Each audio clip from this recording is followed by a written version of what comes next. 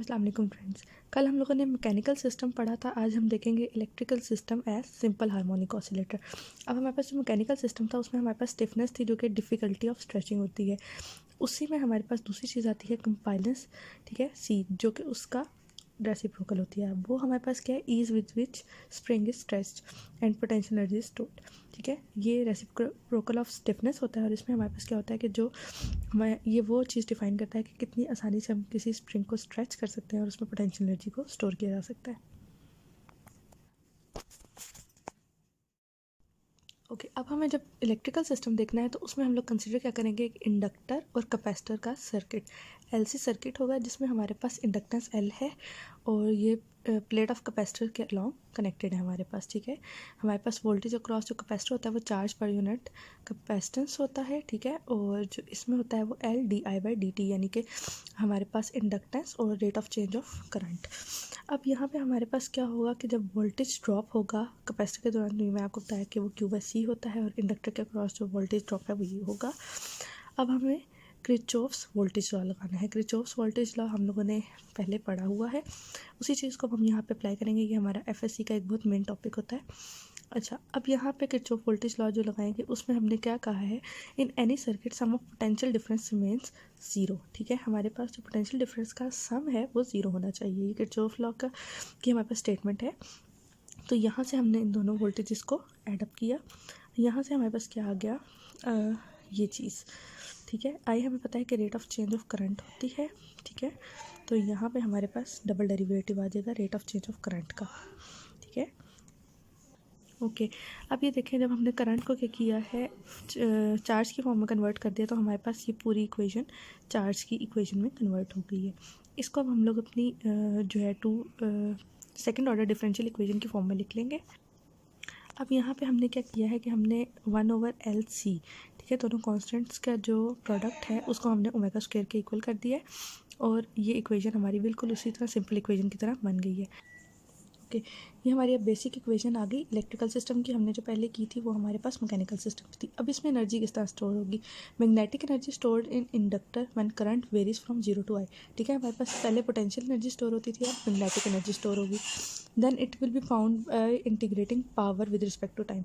अभी आएगी किस तरह, जब हम पावर को टाइम के रिस्पेक्ट से अपना इंटीग्रेट कर लेंगे और 0 से I उसकी लिमिट्स होंगी। हमें पता है कि पावर जो है वो वोल्टेज इंटू करंट होता है, वो हम इसे यहाँ पुट कर देंगे, ठीक है।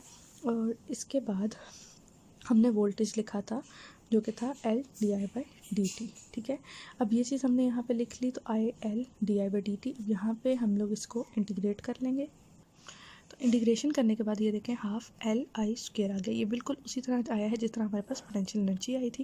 अब टोटल एनर्जी जो है वो एलसी सर्किट में ई एल ओ ई सी के इक्वल होगी। ई सी जो है हमें पता है कि हाफ सी वी स्क्वायर के इक्वल होती है हमारे पास। तो टोटल एनर्जी हमारे पास इस तरह से आ जाएगी, एक जो हमने इंटीग्रेशन से निकाली और दूसरी जो हमें कैपेसिटर की पता थी।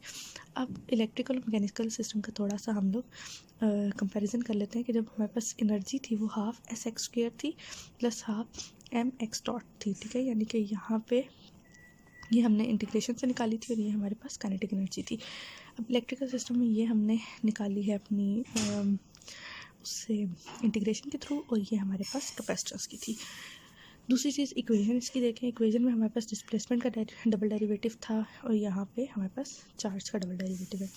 एनर्जी स्टोर्ड इसमें मैग्नेटिक फील्ड में होती है और इसमें कैपेसिटर में इलेक्ट्रिक फील्ड में होती है। उसके अलावा हमारे पास कुछ कॉम्प्लेक्स एक्सपोनेंशियल यूज़ होते हैं जिसमें एक ई की पावर आयोटा थीटा है जिसको हम cos theta plus iota sine theta की फॉर्म में लिखते हैं। अब अगर हम इसको टेलर सीरीज़ के थ्रू ओपन करें तो ये हमने एफएससी में इसको प्रॉपर तरीके से प्रूव किया हुआ है। मैं वही रिजल्ट यहाँ पे यूज़ कर रही हूँ।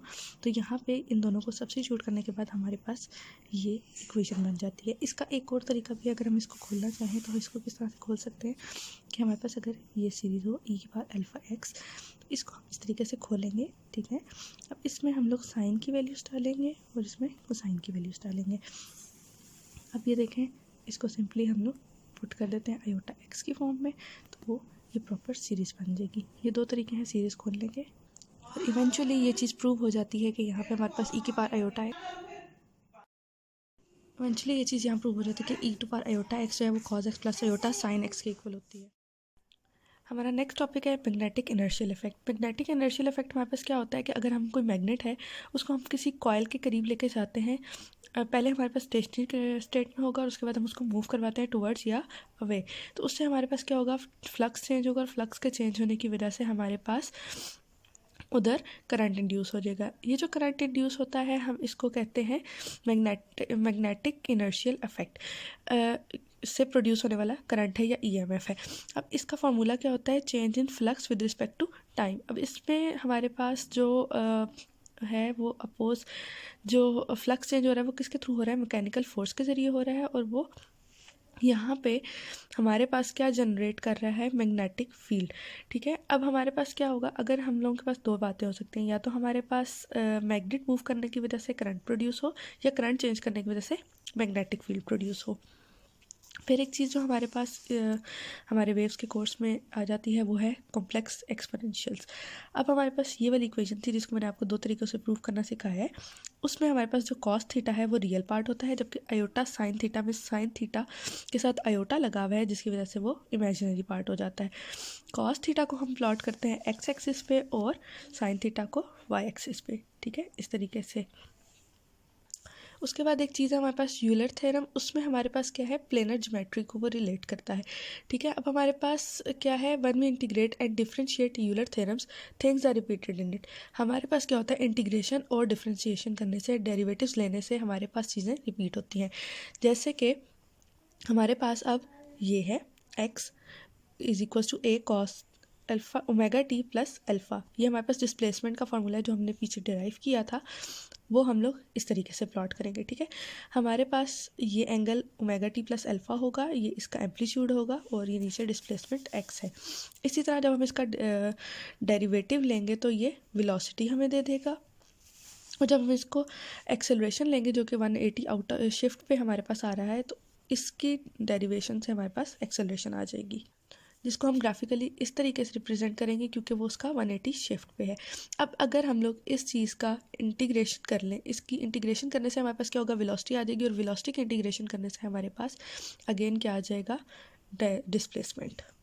तो ये थी कुछ चीज़ें जो हमारी वेव्स की बेसिक्स हैं। इंशाल्लाह नेक्स्ट वीडियो में हम पढ़ेंगे डैम्प्ड ऑसिलेशंस क्या होती हैं।